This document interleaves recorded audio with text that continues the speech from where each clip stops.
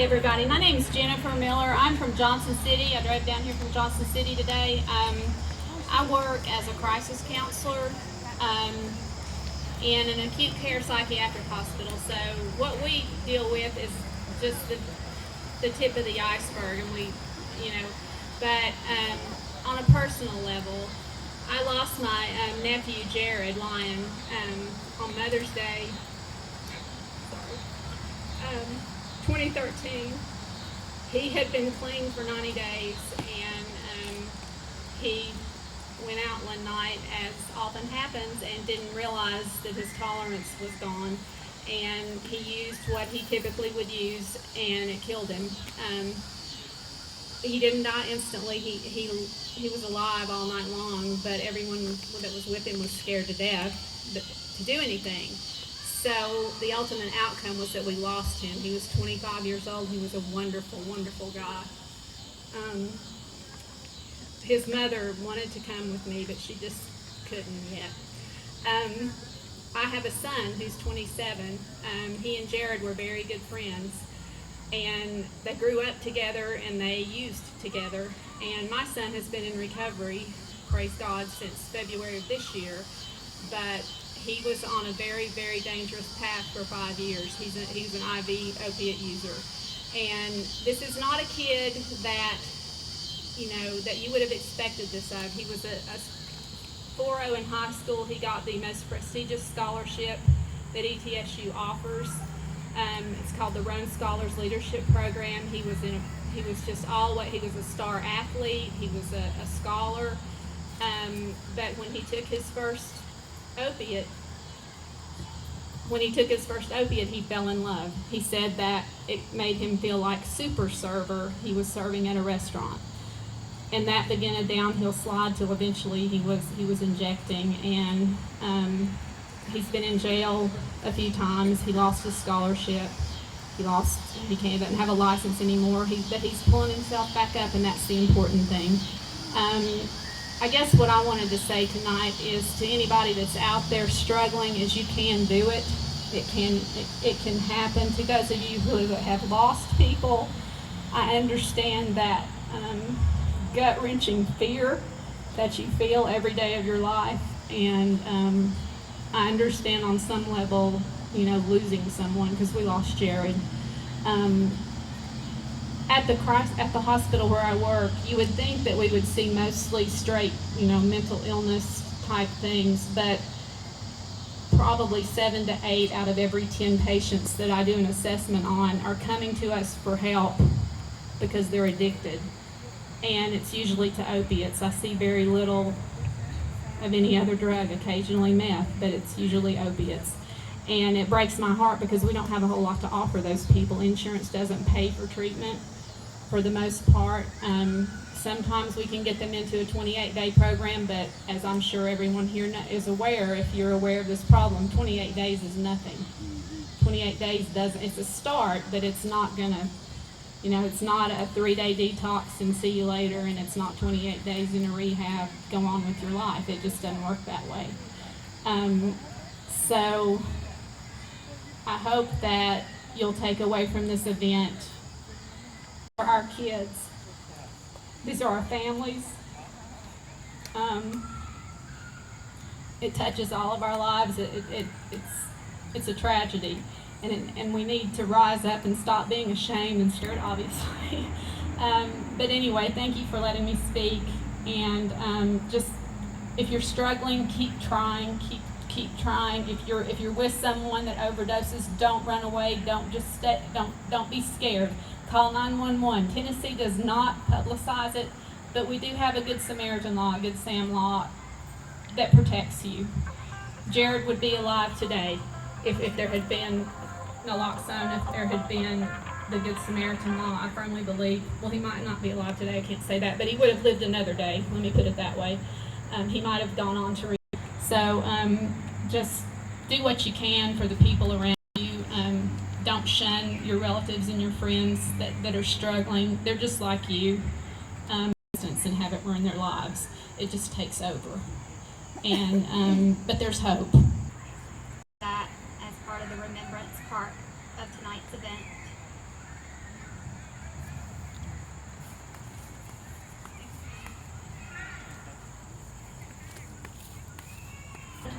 and was often overwhelmed by the cruelty of the world. He was a talented guitarist and found solace in his music.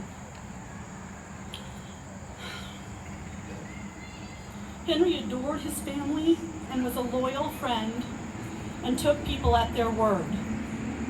When he was deep in his addiction and very vulnerable, he ended up trusting the wrong people. They said that they would help him get clean and reclaim his life. Instead, they sucked him into their world of dealing. Within a week of meeting them, Henry ended up at their trailer with a head injury. Instead of calling for help, they gave him more drugs until he was unconscious. They put him in a bedroom and they left him there unconscious and choking on his own vomit. Hours later, they realized that he was going to die. If they had just called for help in the beginning, he could have been saved. He died in the hospital in his parents' arms. If they had just called for help, he might be in college right now. If they had just called for help, Henry might be happy and healthy and helping others find their way to recovery. If they had just called for help, his brother and sisters, parents, aunts, uncles, cousins, and grandparents would not spend each day of the rest of their life with a piece of their heart missing. Many people ask me if saving people from overdose makes any real difference. The answer is yes. Obviously, the best way to not overdose is to not use drugs, but we have to be realistic about this. Most people in active addiction are not afraid of overdosing, but there's data that tells us that surviving an overdose has an impact. At least a quarter of overdose survivors seek treatment within 30 days. There are many who overdose many times before finally starting a life of recovery. Many of these people end up on the front lines teaching overdose prevention education. Most people are not alone when they overdose. This means that the majority of overdose deaths could have been prevented if someone had just gotten naloxone in their system within 2 to 3 hours. Naloxone is a miracle drug. It's a miracle drug. It's as simple as it gets. You put it in and they come back to life. It's like a miracle. 36 states and the District of Columbia have passed naloxone legislation. Many of these states also have Good Samaritan laws giving immunity from possession charges to people who call for help. That's what this is about. Most ambulances have naloxone ready to use if given the chance. So why are overdose rates still so high? There are 2 obvious reasons. First, we're not doing enough to prevent drug use. And second, very few people know about naloxone. We're not talking about it. It's out there, it's available. We're passing laws about it, but nobody's talking about it except for here. We've got to get out and talk about it. Despite the new laws making it legal to access, there is very little being done to educate the public and doctors about them. The legislation in Tennessee is good, but it needs to be expanded. We discussed innovative ways of ensuring wide access to the medication, and we reviewed best practice in and naloxone access laws. Participants have the opportunity to brainstorm things they can do to increase access to naloxone in their area, whether or not their state has permissive laws. We've brought that information back to Tennessee with us. It's here, it's available. We started doing what we can to save more lives, but the 3 of us can't do that. All of you have got to help us do that. That's what this is about. We will soon begin offering trainings on when and how to use naloxone. We will speak to legislators about expanding our naloxone and Good Samaritan laws. We will follow the lead of other successful overdose prevention programs in North Carolina and Georgia. In July of 2015, North Carolina reversed its 700th overdose. We lost 144 people in Knox County this year so far. All of them could have been saved, probably with naloxone, but nobody knows.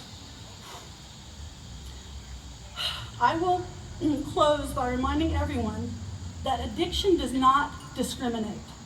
Everyone, whether they realize it or not, knows someone who is in active addiction or recovery. Addiction affects people from every race, gender, socioeconomic class. According to a study published last year in the Journal of American Medical Association Psychiatry, 90% of people who started using heroin in the past decade are white, and most of them are in the late 20s. Many of those started their addiction with prescription drugs in their teens and switched to heroin because it's cheaper and it's easier. An inner city, not a church problem. It's a work problem. It's a family problem. It's everywhere. We have to stop pretending that it's not everyone's problem, because it is. It's everyone's problem. Where there is life, there is hope. Thank you.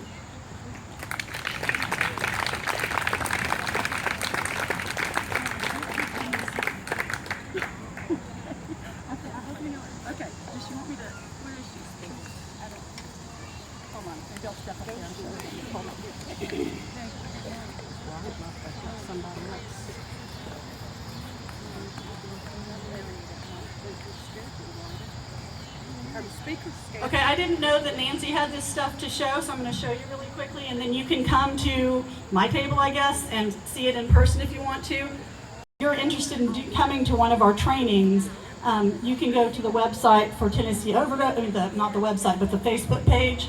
You can go to Henry's Fund, you can go to You Are Linked. We'll all have it on our pages. And if you're wondering what naloxone looks like, it's pretty simple. This is the kit. It has a breathing mask in it so that when you have to breathe, you're safe. It has, so that's the second way. And then the newest way, and the most expensive at this point, we need to work on this. We need to work on how we can make it easier to access, this is from Evzio, and it is kind of like the EpiPens, and basically you pull this thing off, it tells you what to do. This one's a trainer, but it will give you the steps verbally on what to do. You put it on there, you push the thing, and the needle goes in just like an EpiPen, and that's it. Super simple. So there are 3 ways to do it, and we are working on making this more accessible and less expensive here in Tennessee. But for now, a needle and a little vial of it, that'll do it. That's all you need. So if you have more questions, come over to my table. You can come look at the stuff in the kit. I'll show you a vial of it, and you can learn more about it. Thank you.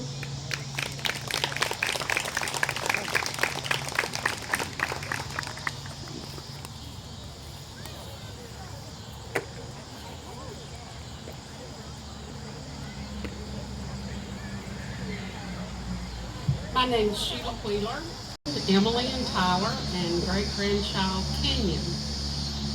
I don't know if you can see, but this is my daughter, and her tolerance was gone too.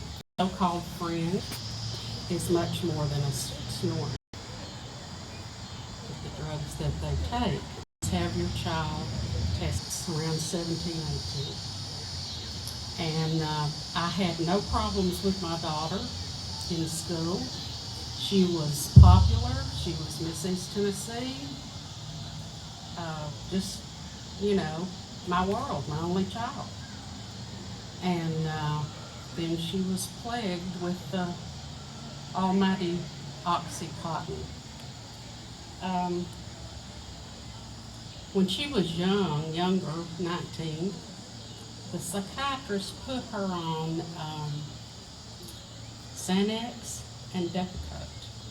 The Depakote was for the bipolar.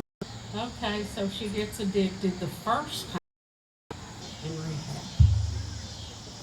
So, you know, we've all got stories to tell. I had many, many years. My daughter was 39 when she passed away. The last 7 years of her life were horrific. Not only for her family, but tough love works. No one can't think like that. That morning, day, terrible thing to do. The entire family. And Wheeler had someone in the house, and glad all of you came. Y'all, and it's so important. 3 times. The doctor we ended up having to take her into ER. It's not only happening to the young adults or the teens, but look at the geriatric patients that it affects daily. Unbelievable. But I thought that was really important to bring out because they gave her Narcan. These doctors give 11-year-olds and up. And that's what it boils down to. Thank you.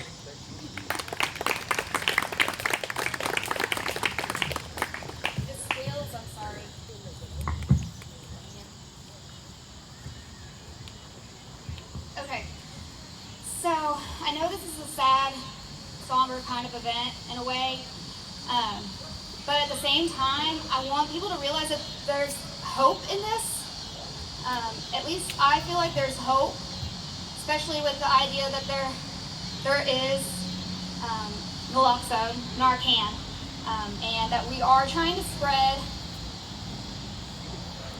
the idea that there is the Good Samaritan law and that lives can be saved. I know we keep repeating that, but hopefully, you repeat something so many times, when you're in the moment, it might stick, and I'm about to squeak, I hear it, okay.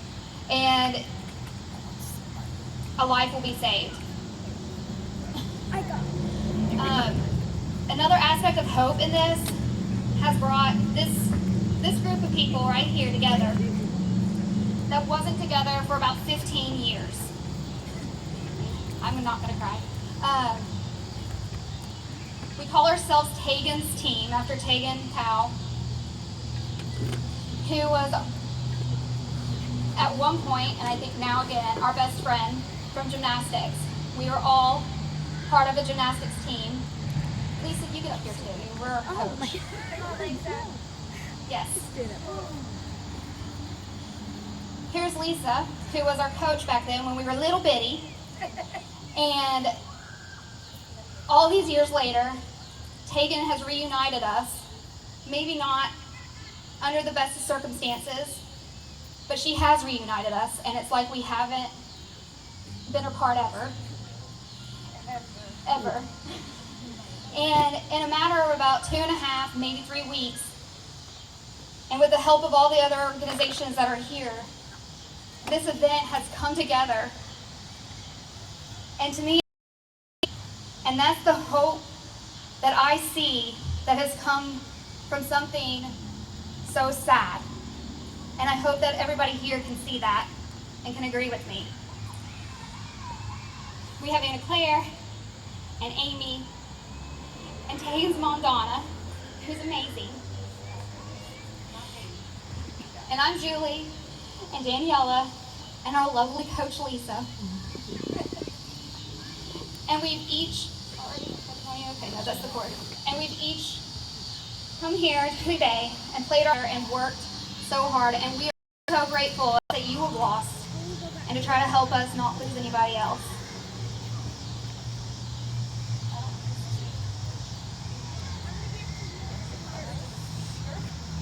Hi, I'm Taygan's mom. I've got Marley and Carson here beside me. These are Taygan's children. So as we were speaking earlier about the naloxone and the Good Samaritan law, maybe if that had happened for Taygan, that these kids would get to see their mom again. What really helps our family and these children too is know that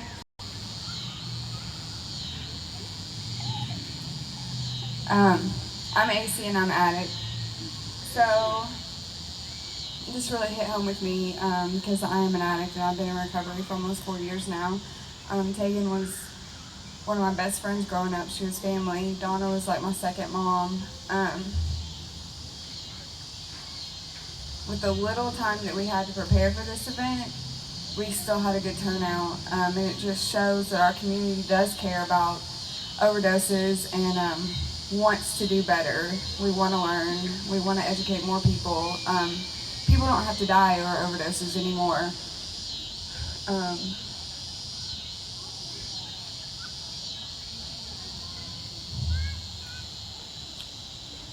because I know my parents sure thought I was going to overdose. But this also is something for families, for support, to show them that our community does care. And there is hope, like that's been shared.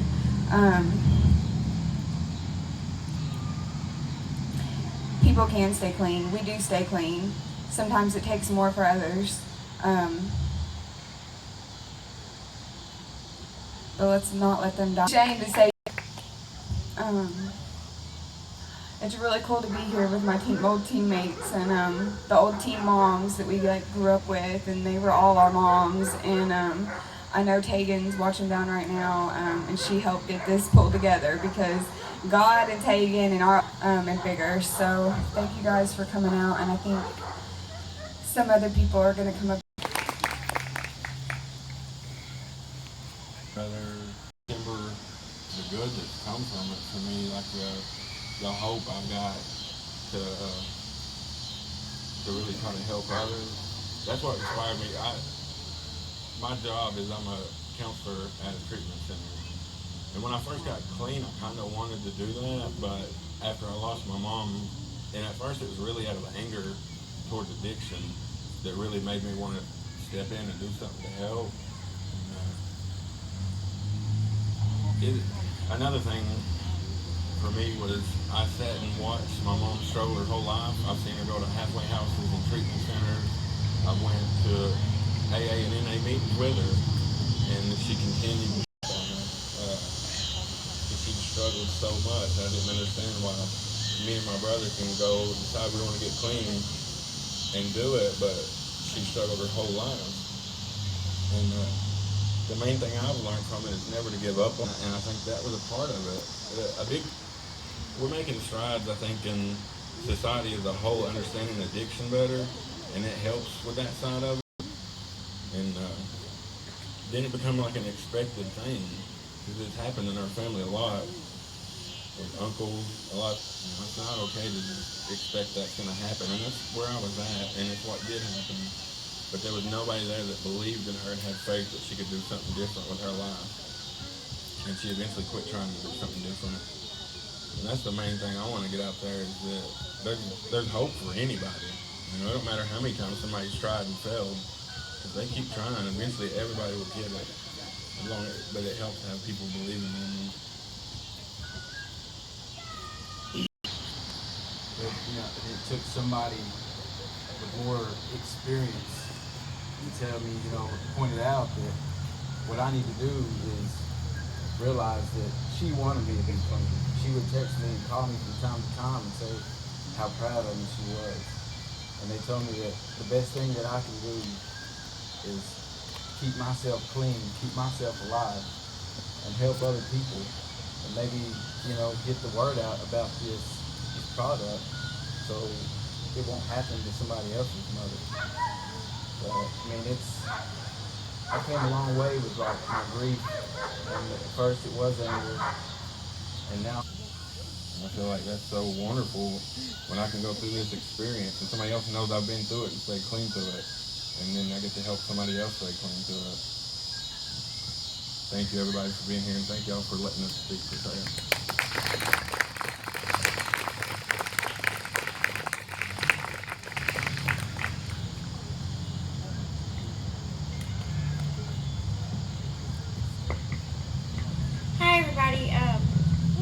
My name's Daniella at Tataru. I'm a recovering addict. I've been clean for a few years now. Try not to count daily. I just take it as it comes.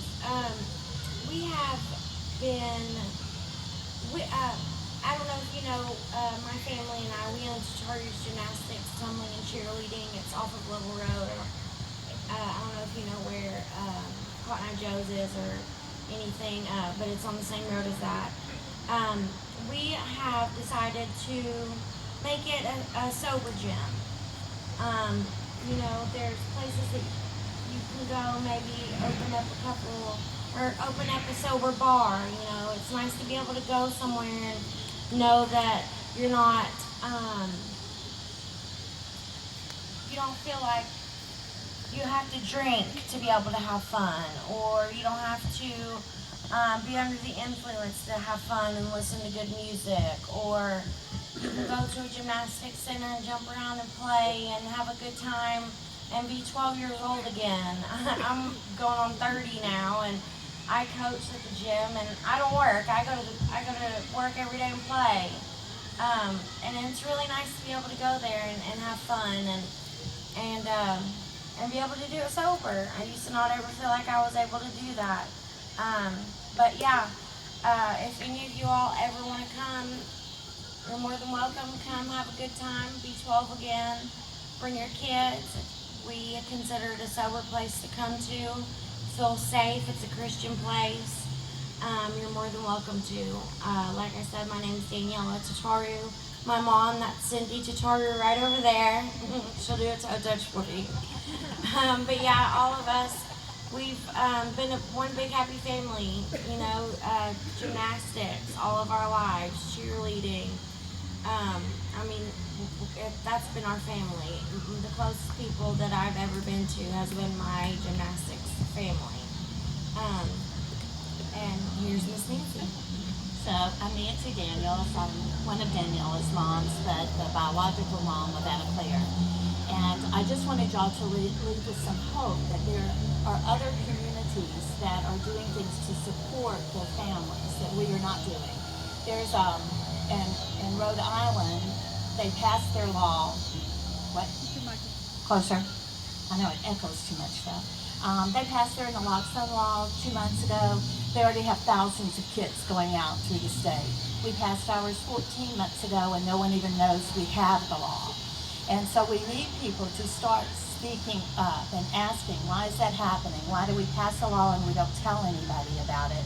Because until people know, they're going to keep dying. But there are also programs that are going on in other communities like the sober gyms, sober bars. We're talking with some of the people here about doing some sober tailgating at UT football games this year. There are very active young people in recovery programs that do lots of fun things. They go on clean breaks at spring break. There are support groups for families, GRASP, the Addict's Mom. If you go to the Tennessee Overdose Prevention Facebook and we hope soon website, we'll put things in there that'll give you resources. But we need people in this community to speak up and to take charge of trying to get an activity that they would enjoy. Because I firmly believe the best way to stay in recovery is to replace those old habits and things that you did with things that you love more. And all of us have those things in our lives, and we just need to find a way to get together and to do it in a sober environment. Julie. Oh yeah, we wanted to open up. We're so happy that families of other people they've lost loved ones have come, and we would really like for you to come. I know that I have a sister that had talked about coming. Sherry, you'll come up, and then no pressure. But you can, and Stephen. Do you want to come first, Stephen? Come on. Yeah, just short, quick. We're not asking.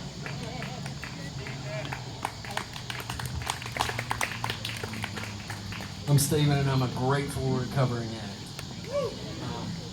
The reason I say grateful and recovering addict is to take away that negative stigmatism that's put on addicts all around the world. Because if I tell myself that in a positive, I feel positive about myself. Somebody told me that. I didn't make that up.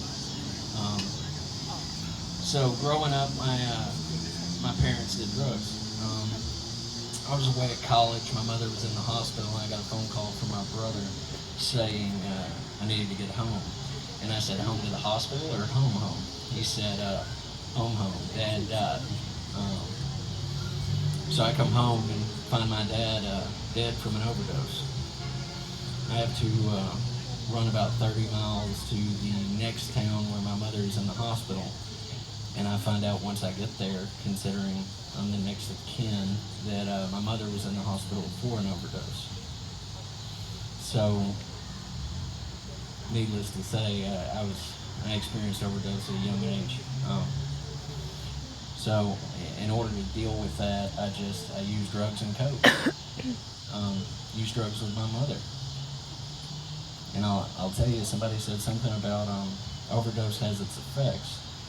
I overdosed with my mother. I woke up with my mother, and I asked her what happened. But she said, you overdosed. I said, well, what'd you do? She said, I made sure you were breathing and put you on your side. I thought about it for a second and then just went back to using drugs. Needless to say, I ended up in treatment less than a year later. I've been clean a little over 3.5 years. 2 days before I picked up my 1-year medallion, I got that phone call that I dreaded, which was that my mother had OD'd and died. And I didn't have to get high. I didn't have to get high. And people talk about, that stigmatism. I always believed in my mother. I believed she could do great things. I had to distance myself because I didn't trust myself. But the thing is I'm not angry anymore like I used to be. And the reason is because I understand this is a disease. It doesn't pick or choose. It doesn't matter who you are, where you're from, how much money you make, how much money you don't make. It happens. And what's funny is the guys who shared a little bit ago, I met them when their mother had OD'd and passed away. And what's funny is I was able to share my experience from when my father had passed away years prior. And then lo and behold, when my mother passed away, those were the first guys that I called. Because they had been there, they had experienced it, they had been through it. And that's something that I love about what we're doing here tonight, is we're bringing everyone together who's been through this experience, so we're able to talk and get feedback from each other and not feel alone, because we're not. And that was my biggest thing before I found my new way of life, and that was that I was alone. Nobody else knew what I was doing. Nobody understood the way I was feeling. Nobody knew, because normal for me was doing drugs with my parents. I lost both of them to that, and I was going by myself without doing drugs. But I don't know, I really don't.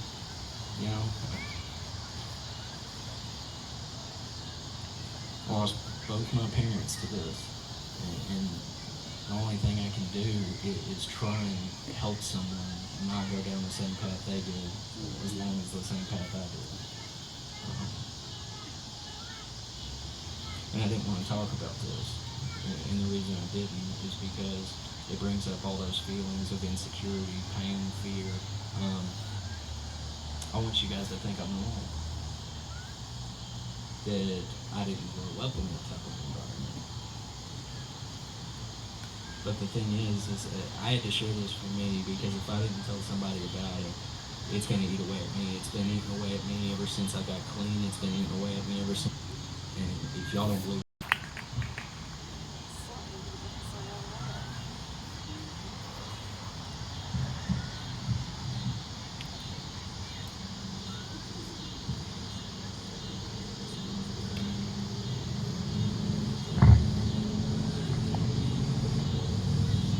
I'm proud of everyone who got up here and talked tonight, who shared a piece of themselves with us, so that we can help with the pain that you're bearing, make it not necessarily a little bit easier, but so that you are not alone in that pain.